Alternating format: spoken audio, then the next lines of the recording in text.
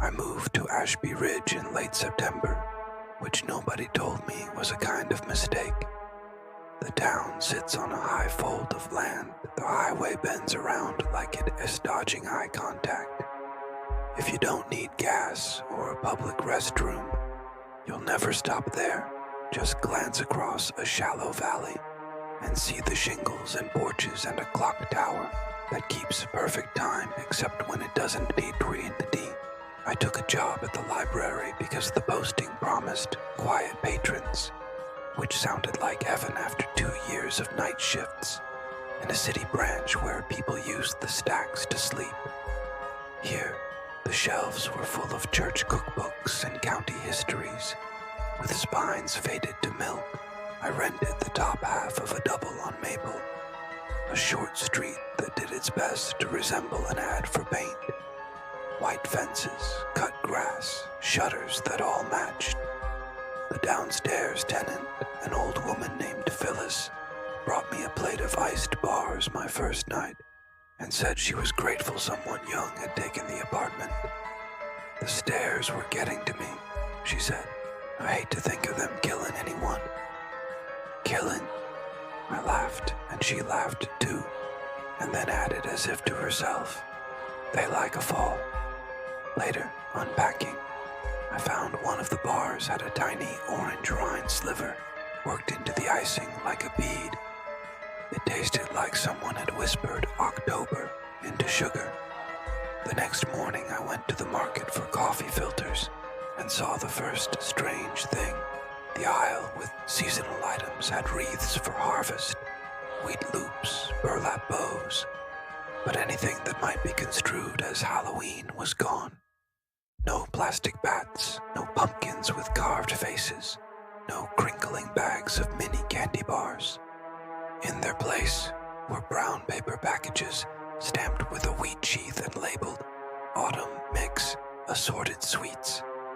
A woman with a cart looked at me staring and said, "They've done that since the ordinance." "What ordinance?" She frowned. "You're new." The second strange thing. The school bulletin board outside the post office. Someone had tacked up flyers, fall safety tips, cold weather fire prevention, and in the dead center, an official notice in blue. Ashby Ridge Municipal Order 1231. The observance of October 31st is prohibited. It listed sections, penalties, and a line about unauthorized depiction of seasonal characters. I stood there counting the dates in my head, making sure I wasn't imagining the way the calendar limps when a number goes missing. At the library, I asked Marion, who everyone called Mrs. Glass, because the name tag on her cardigan said Glass in letters big enough to read across the stacks. She'd been with the library for 30 years and had that hushed competence people acquire when their job is keeping other people noise from getting out of hand. It was a vote, she said, and then, seeing my face, added, it was unanimous. To outlaw a date? To forget it, she corrected. We don't say it, not in full, not in pieces. Why? She gave me the look people give children on church steps. It's a small town. Sometimes we do stupid things to feel like we can control the dark. I didn't press her, not then, but I began to notice how the town had arranged itself around the missing thing. At the coffee shop, a chalkboard listed a harvest latte and a cider spice, but nothing with the word I kept on the tip of my tongue on purpose, so I wouldn't lose it.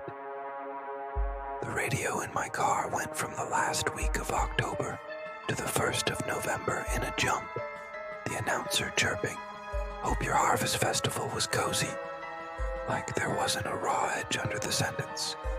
People had mums on the porch, but not jack-o'-lanterns. Porches were bare of orange light. Children wore coats, not costumes. And the clock tower on the square, which bonged the hour like any respectable clock, had a habit of falling silent for a minute at midnight, as if waiting to hear footsteps that never came. I started asking questions the way you do when you're new and nosy, and you haven't learned to keep quiet. Most people shrugged me off or told some version of the story that boiled down to kids went too far one year, or we had our share of accidents, or it is just better this way.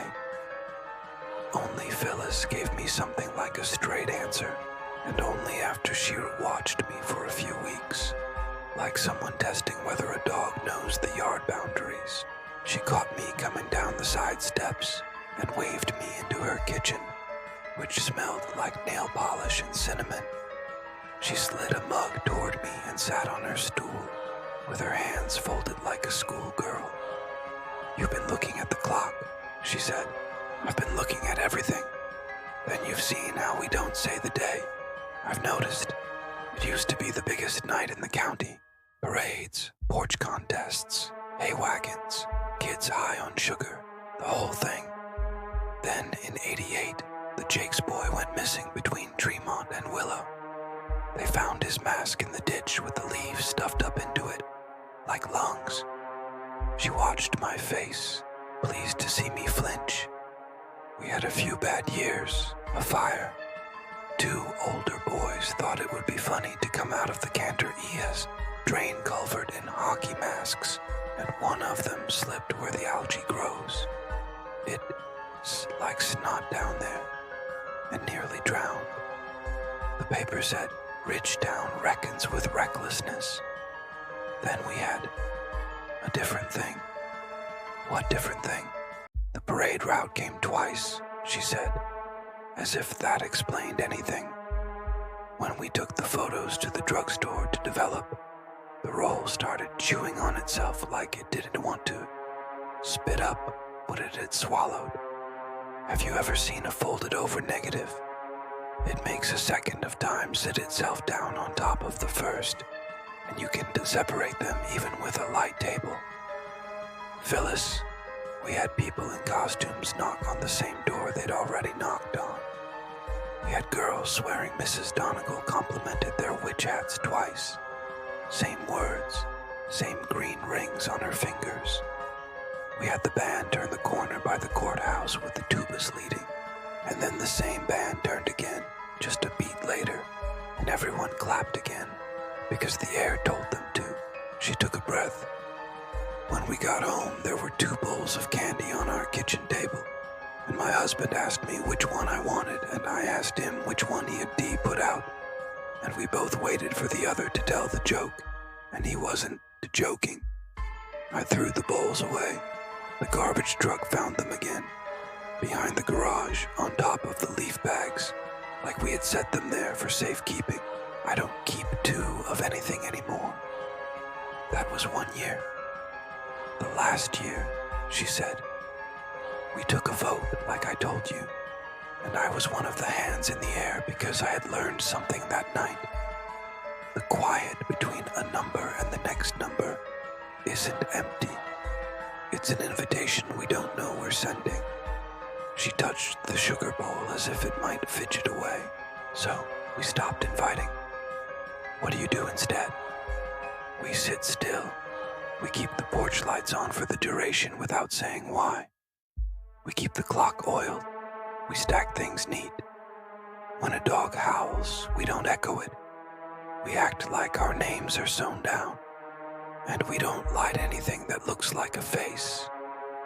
She laid her palm on the table, and I saw for the first time the faint circle mark at the center, as if a hot mug had been set and set and set there until the wood kept memory like a bruise. I wanted to ask whose mug and where he'd gone, but she stood up then and told me I'd be late for work. The library closed at 8 on weeknights. I had the key because I was young enough to be unafraid of walking home in the dark, and old enough to look like someone who could handle it. On the last Thursday of October, though I didn't call it that, I was doing the end of the month returns when the power blinked. The lights went down and back like a breath. A child somewhere made a sound I couldn't deplace. Excitement or fear, the DNA of both is the same. and I called. It's okay, because that, as my job, to put a simple sentence over people, as worry like a blanket. The lights steadied. The clock over the circulation desk read 7:03. Then it read 7:03 again. Then 7:03 again. Marion stepped out from the office and said, "We're closing early." "It's a half hour. It's enough. I'm not doing it this year." She had her purse already, the strap twisted, the look of someone who decided and would not decide again. We turned out lights, locked doors, and walked together across the square where the clock tower blinked like a drowsy eye. She took my elbow at the corner. "Don't be clever," she said. "Town eats clever the way a dry sponge does a spill." I went home and was not clever. I made noodles. I watched a movie on my laptop with the volume down. Around 11, I went to brush my teeth, and the mirror above the sink showed my door, which was closed, and then showed it open, though I heard no hinge. I turned my head. The door was closed, and the glass open. In the room, closed, I set the toothbrush down and told myself that old house frame walls have ways of shifting, that mirrors lie, that nerves do tricks when you forbid them candy. Then I did a stupid thing. I went downstairs. Phyllis's door was not locked. Her apartment smelled faintly of mothballs and talc. In the kitchen, the orange rind bowl was empty, but I saw a second of the room half a heartbeat behind the first. The same towel folded on the oven handle, and then folded again. The same light above the sink, and then turning on, though it already burned. I said her name softly, and she startled, sitting at the little table with her wedding album open, and her mouth in a line I recognized from women who remember how to do hard things. "It's early, but not as early as we think," she said. "Will you help an old woman put her porch light in a new bulb? We have to keep them burning, you know." "I don't know anything." "You know enough to have kept your mouth shut," she said, which I took as praise. We went to the door and she handed me a bulb from under the sink. The porch light already burned steady, but in the glass I saw a second bulb being unscrewed from a second socket, and a second hand not quite meeting mine to take it, and I nearly dropped it. Phyllis squeezed my elbow. "If you hear a knock, answer it wrong." "What does that mean?" "Wrongly, dear. However you answer the door, make sure it isn't the part of you that believes in doorbells." She smiled without humor. "We starve them of ritual." We stood on the porch and watched nothing happen, in a way that made me want to cry. The street was still. The clock chimed 11. Then one single note that might have been the beginning of midnight if it had wanted to be. And then it did nothing at all for a long breath. The houses on Maple duplicated their windows faintly, like someone had traced the street on tissue paper and laid it on top. I felt the urge to say the date, full and clean, to clear the throat of the night with it. But Phyllis said, "Don't." "What if someone needs help?" I asked, because my brain can always find a story that licenses an error. "That's how they like you," she said. "They like an open mouth." We waded through something. I wish I could say what. It was as if time did a split. The way a gymnast runs, jumps, and the body flies, legs scissored. And then, with a tear of muscle you hear more than feel, lands again and pretends it never left. The copy of the street slid off the original and puddled at the corners like fog. "Go on up then," Phyllis said, her voice casual as tea. "You've done well for a first. What happens next year?" She looked toward the clock. "We keep forgetting." I fell asleep in my clothes, which is the coward's way of saying I didn't. I must have drifted sometime near 2. I woke at 3 to a sound that was not a sound. It was like when the power company sends a surge down the line and every wire on the block clears its throat. I sat up and the mirror on the dresser showed the open door again. My door was closed. My chest said, run. My mind said, stay. My mouth said nothing, because I had learned that much. Something touched the outside of the door. Not a knock, a pat, a test of wood. It moved to the side and felt the frame like someone blind, reading the raised alphabet of a page. I went very still, like a child who thinks stillness is the same thing as vanishing. Hello? The voice had no age. If you could make a voice out of a handful of leaves and the breath that rustles them when a car goes by, that was it. We've come round for sweets. It had said, we. I remembered Phyllis's instruction. Answer wrong. We don't have any, I said in a flat tone, like reciting a math fact. A pause. But you do. We can smell the wrapping. We can hear it remember your fingers. It whispered like a bag that continues to crinkle long after you set it down. Go away. Another pause, not quite shaped like disappointment. Say our day. No. Say our day. Names let the mouth open. Open mouths let the door open. Doors let us in. In is better than out. Out is cold. Behind the words was a neat, metallic grief that made my teeth ache. We were left out. We learned to knock in 2 places at once. If you say our day, we promise to only copy your hallway. Phyllis, I said, because when you don't know how to be brave, sometimes you try other people's S names on like coats. Phyllis says, I don't have to. You have to, the voice said brightly, and I could hear 5, 7, 9 smaller voices peal the same phrase like silverware falling. You have to, because we came in our costumes. I can't. Then give us your face. I don't think I moved. I think I sat there with my hands matted in the blanket and the sound of the door feeling for me. Then something slid under the space where the wood didn't quite meet the floor. Brown paper, folded flat, the kind you wrap packages in. It came in slow, like a centipede that didn't want to be noticed. A crease opened like a smile, and I saw a small oval cut out in the center. 2 smaller ovals above it. A mask, blank and capable of anything. The paper was stamped with a wheat sheath. Put it on, the voice crooned, utterly kind. Put it on so we know who you are. I should have stood up. I should have called for my neighbor. I should have done 100 corrected things. What I did was lean down with 2 fingers and touch the edge of the mask. Something in that touch doubled.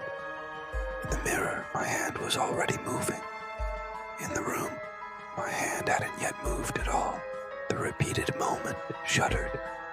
I jerked back, and the mask retreated as if reeled in by a fish line. The thing at the door sighed through a mouth it may not have had. Later then, it said. And under the word later, I heard a rumor I did not want to recognize. The promise of again.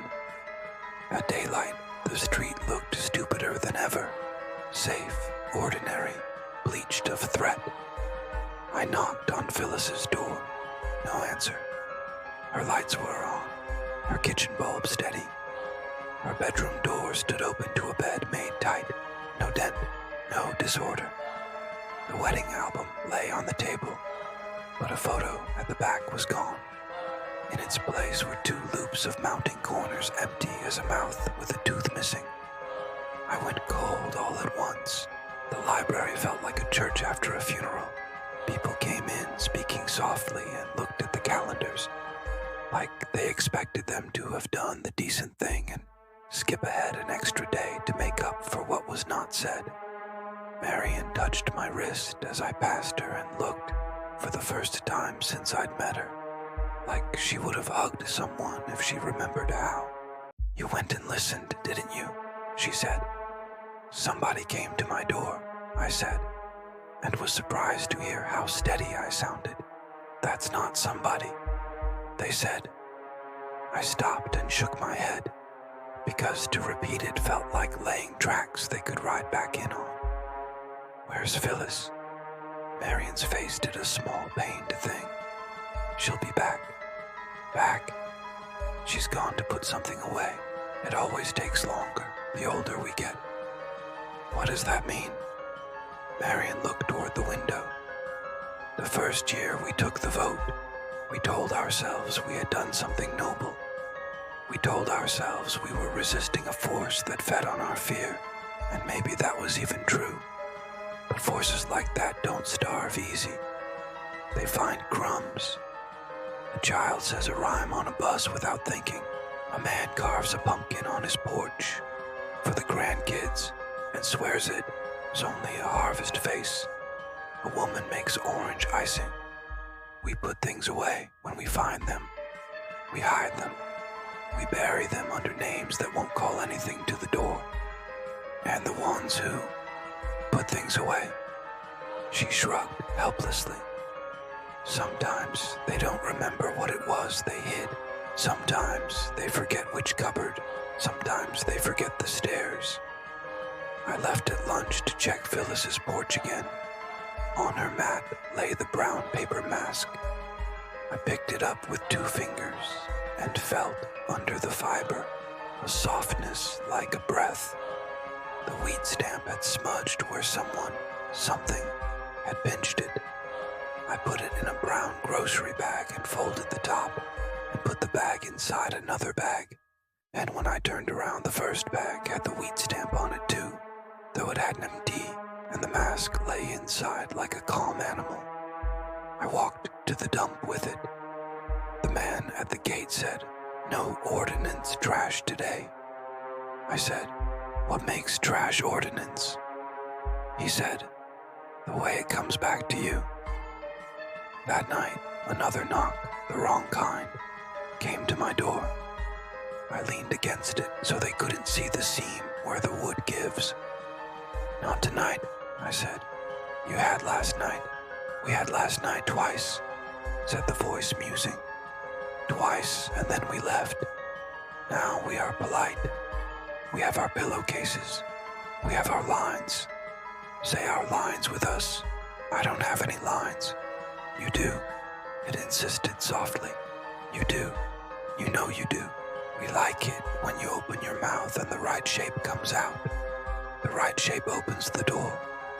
"Your neighbor did," she said, or treat in a whisper. "We only need the last piece. We can do the rest." "Where is she?" "Putting away," it sang. "Putting away, putting away." The words were a game. She is putting away her husband's photos she shouldn't have kept. It kept his eyes. Eyes keep time. Time keeps doors. A hush.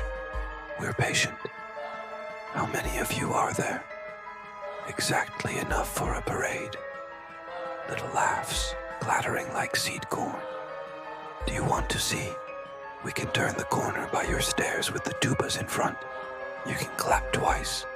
We can make the march duplicate until your floorboards learn the step. I did not answer. I did not breathe, as if breath marked a place the way an X does. The weight leaned away.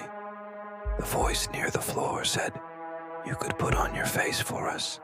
We would be grateful. We would know you. We would forget you neatly." It said neatly as if that was mercy. I slept in my shoes and woke with the taste of paper in my mouth.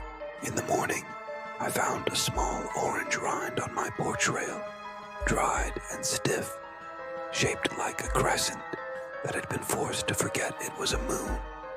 On Sunday, Marion asked me to come to the clocktower. She said they were short a hand for the oiling. We climbed the narrow metal steps where names had been scratched into the paint and then sanded off. And at the top, she showed me the great drum and the little brass cups. and the jaw-toothed wheel that keep the bell honest. We keep it running, she said, so the night doesn't get brave. She placed a can of oil and a cloth in my hands. It's your turn if you'll do it. What am I signing up for? Just a thing that helps the quiet stay folded, she said. Everyone does their part. What did Phyllis do? She kept the porch light steady, Marion said, so fast that I knew it wasn't an answer. The bell above us shuddered once, even though the hour wasn't near. I pressed my palm to the drum and felt, impeccable as a metronome, the beat of a second that did not belong to here now. That night I bought a pumpkin. It felt like treason and medicine at the same time. I didn't carve it. I didn't draw on it. I put it on the kitchen table and laid my hand on its skin and said aloud, "You are food." Then I cut it open and cleaned the seeds and roasted them with salt and sugar and ate them alone until the bowl was empty. When the knocks came, gentle as testing ice, I said, "We don't do that." My voice had a different shape inside it. "Then do something else," the voice whispered, not angry, only eager. "Any ritual will do. Clap in a pattern. Walk up and down. Let us trace the shape. We miss having a clean groove to follow." "No." "Why do you think we liked that night?" it asked, like someone making small talk over a fence. "Because it was tidy. The thresholds were bright and labeled. The doors opened when we said the word, and people smiled. Smiling is like a key. It makes the same shape. We got to show our teeth. We got to be named. We like when you point us and say, 'Good pretend.'" Its breath was paper thin. "If you won't pretend anymore, we will have to be real." The words slid into me with a weight I felt in my knees. The long, elaborate, careful pretending our town had been doing, refusing to say, refusing to light, refusing to answer, was a net. If we stopped pretending, the shell might crack, and something with a mouth for every door might pour out. "Then I will pretend," I said very gently. "I will pretend the night is just a night." Silence. Then, in a tone that might have been respect, "You've learned." I didn't open my door. The knocks ceased. Somewhere on the street, the sound of many feet went away the wrong direction. Not toward the corner you'd expect, but toward the place where the copy street makes a right angle with the real one and then gives up. I did not sleep, but I did not break. On Monday morning, Phyllis was on her porch steps, hands in her lap. She looked like a paper that had been carefully unfolded. Her eyes took a second to find me. "You remember me," I said, to make sure. And the relief that went through me when her smile recognized my joke was so sharp it made me dizzy.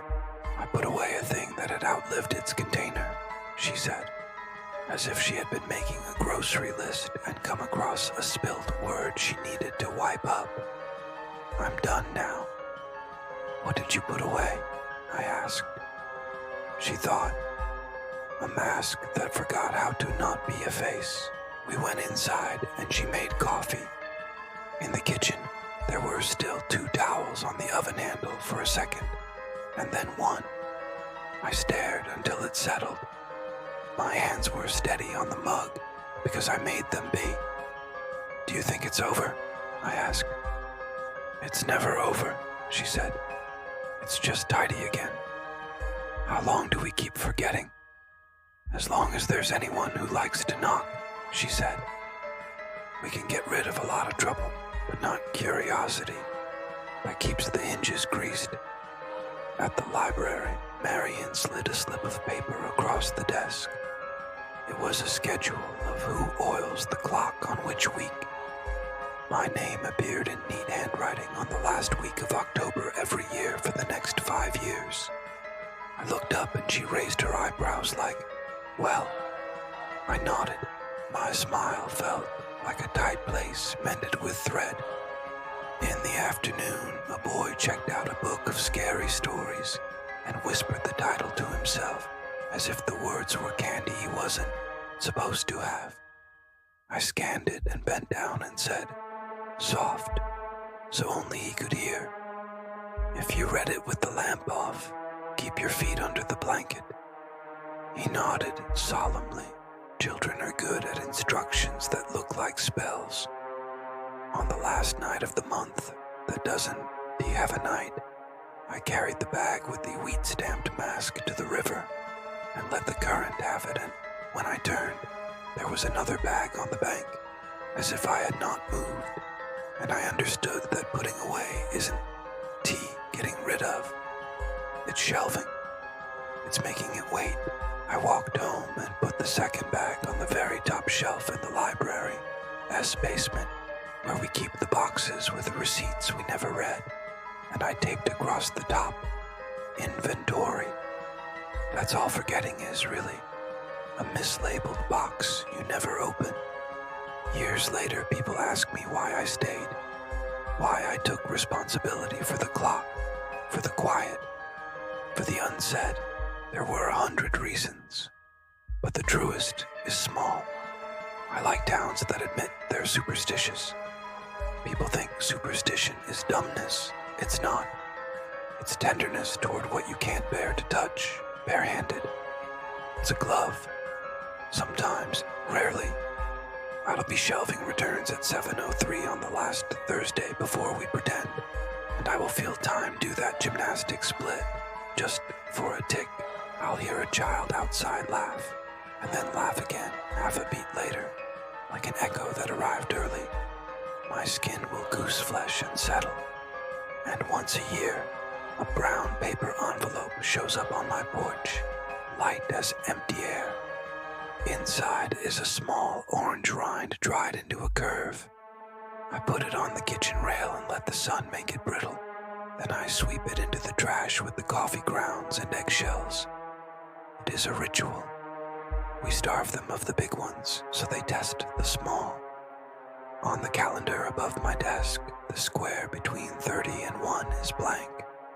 No notes, no scribble, just a clean white mouth that never opens. Visitors ask if I forgot to write something there. I smile and say, "Not exactly." If they're from here, they don't ask twice. If they're new, like I was, their face keeps the question a long time. Last year, a girl from the high school came to the reference desk with a science project on local weather anomalies and asked if she could interview me about the clock S relation to air pressure. She wore black nail polish and a necklace with a tiny key on it. She asked good questions. At the end, hesitant, she said, "My little brother's been practicing a knock-knock joke. He keeps getting stuck on the last line." "Don't help him," I said gently. "I wasn't going to," she said, and smiled the way someone does when they realize you belong to the same secret. The secret isn't the missing day. Anyone can see a blank square and guess at ghosts. The secret is the restraint. The secret is the way we choose not to finish the sentences that would open the door. When I lay awake at 3 and hear the soft testing of the frame, I think of all the mouths in town closed like small fists, and I think of the parade that could turn the corner by my stairs if I let it. Tubas first, and I keep my lips pressed together until the air huffs out of me in a sigh that has no words. It is not bravery. It is a habit. Tonight the clock will pause at midnight, the way it always does. A held note. I will look up from my book. Across town, porch lights will hold their little sons steady. Someone will turn a photograph over on a table and put a coaster on top as if it were a glass, leaving a ring. And at 100 doors, gentle as water, something will pat the wood like a friend outside the party. We will not say the line. We will not say the date. We will practice forgetting the way a musician practices scales. Slow, clean, exact. until the night remembers that we do not know it and goes away to knock where people still clap twice. And in the morning, on Maple, I will find a crescent of orange rind the wind has pushed into the corner of my steps. I will pick it up without bending twice. I will throw it away. The bin will take it without giving it back. And when the small herd comes, the one that says it would be so easy to open my mouth and call, I will go to the library basement, to the top shelf where the mislabeled box waits, and I will read the tape out loud. Inventory. I will think of all we have to count, and all we refuse, and I will climb back up, and I will oil the clock so the hours keep crossing the square, neat as stitches. If you ever pass the highway bend and look across the valley at Ashby Ridge, you might see the clock tower hold its breath for a second at midnight and then continue. You might think you imagined it. You didn't. You were looking straight at our gap. We keep it tidy. We keep it fed with silence. It is not much of a feast. It is enough